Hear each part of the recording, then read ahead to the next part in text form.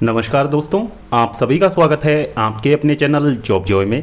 तो दोस्तों, SSC selection post के री एग्ज़ाम में किस तरीके की चीज़ें हुई हैं और क्या ये चीज़ें एसएससी सीजीएल में भी हो सकती हैं, इसके बारे में हम डिटेल में बात करने वाले हैं इस वीडियो में। और सीजीएल का एग्ज़ाम डेट आपका क्या रहने वाला है, जानकारी आपको इस वीडियो के माध्यम से मिलने वाली है। तो वीडियो बहुत ज़्यादा इंपॉर्टेंट आप सभी के लिए होने वाला है, तो वीडियो को अंत तक जरूर देखें। और अगर इससे पहले आप लोग हमारे चैनल पर पहली बार विजिट कर रहे हों तो सभी सरकारी भर्तियों की लेटेस्ट और ऑथेंटिक अपडेट्स पाने के लिए चैनल को जरूर सब्सक्राइब करें, साथ ही बेल आइकन को भी प्रेस कर लें जिससे कि आने वाली वीडियोस की नोटिफिकेशन आपको समय पर मिलती रहे।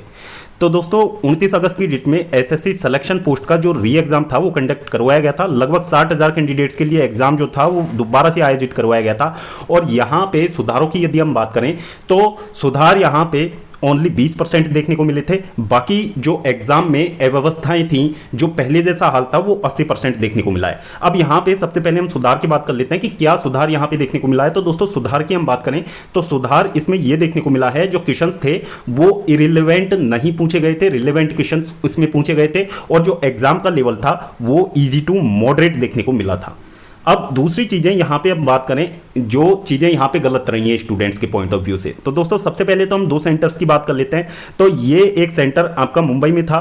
तो इसमें एक कैंडिडेट का कहना है कि सिस्टम 3 बार बंद हुआ और पेन काम नहीं कर रहे थे, 4 बार पेन बदलवाया, उसके बाद में ठीक पेन इस कैंडिडेट को मिला। उसके बाद में जो माउस था वो काफ़ी ज़्यादा हैंग हो रहा था, माउस ठीक से काम नहीं कर रहा था और खुद में खुद जो क्वेश्चन थे वो मार्क फॉर रिव्यू हो जा रहे थे। तो इसमें जो कैंडिडेट्स के जो समय था वो बर्बाद हो रहा था, कैंडिडेट का जो कॉन्सेंट्रेशन था बार बार बिगड़ रहा था। और यहाँ पे आधे बच्चे एग्जाम दे रहे थे और आधे बच्चे जो थे वो रजिस्ट्रेशन की लाइनों में खड़े थे। तो इस तरीके की चीजें यहाँ पे सिलेक्शन पोस्ट के री एग्जाम में भी देखने को मिली है। एग्जाम नहीं, री एग्जाम में ये चीजें देखने को मिली हैं। इसके बाद में जो अगला सेंटर था वो दिल्ली का सेंटर था। तो दिल्ली के इस सेंटर में सीधा सीधा इन लोगों ने आरोप लगाया है स्टूडेंट्स ने कि जो इंफ्रास्ट्रक्चर था तो वो पूरी तरीके से यहाँ पे बेकार था। यहाँ पे वॉशरूम के लिए यदि हम बेसिक फैसिलिटीज की बात करें तो एक ही वॉशरूम था और जिसमें एक ही सीट थी और प्रॉपर वेंटिलेशन भी नहीं था।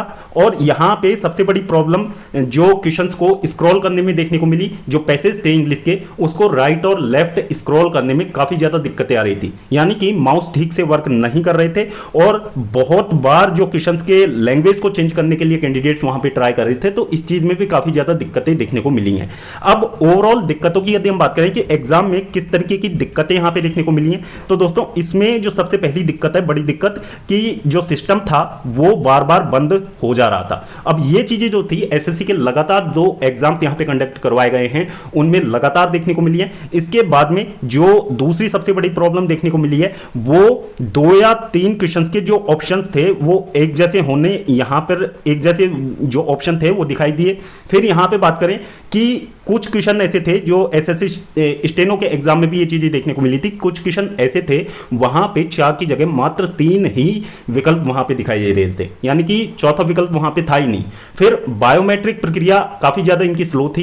कैंडिडेट्स कुछ एग्जाम दे रहे थे और कुछ कैंडिडेट बायोमेट्रिक की लाइन में खड़े थे। तो इस तरीके की चीजें यहां पे हो रही थी और इन्विजिलेटर से रिलेटेड प्रॉब्लम्स भी यहां पे देखने को मिली।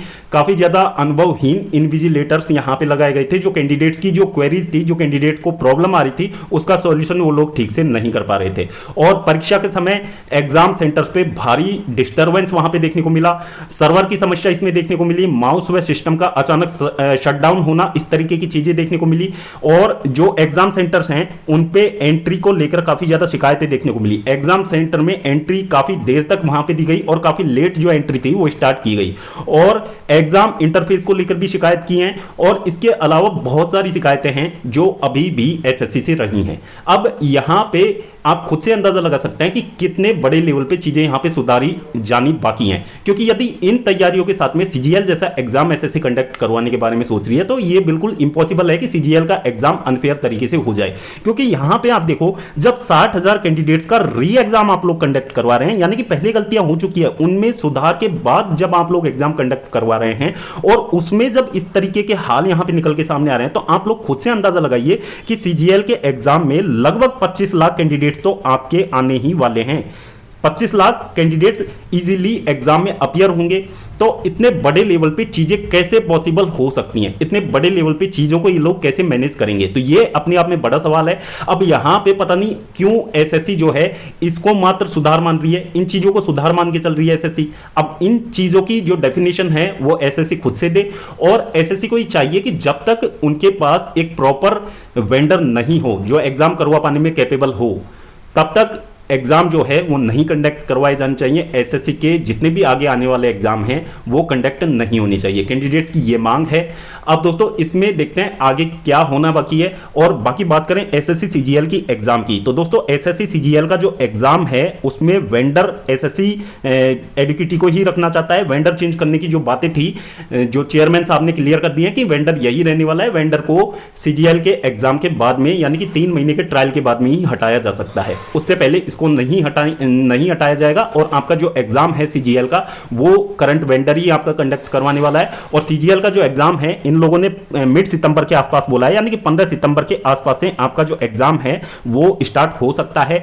यानी कि 15 सितंबर से पहले भी आपका एग्जाम स्टार्ट हो सकता है, 10 सितंबर से एग्जाम स्टार्ट हो जाए, हो सकता है 8 से स्टार्ट हो जाए, हो सकता है 10 के बाद में आपका एग्जाम स्टार्ट हो।